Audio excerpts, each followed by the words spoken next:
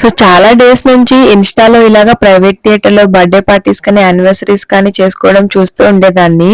So ఈసారి స్వాతి బర్త్‌డేకి మనం కూడా ఎందుకు ట్రై చేయకూడదు అని చెప్పి నేను కూడా కుందన్‌హాలీలో ఉన్న సినీ వరల్డ్ ప్రైవేట్ థియేటర్‌నైతే బుక్ చేసేసాను. సో మా అందరికీ కూడా కొత్త ఎక్స్‌పీరియన్స్ అన్నమాట. సో మేము అనుకున్నట్లుగానే సెలబ్రేషన్స్ అయితే చాలా చాలా బాగా జరిగాయి. సో ఫుల్ వ్లాగ్ అయితే ఆల్రెడీ అప్లోడ్ చేశాను, చూసేయండి.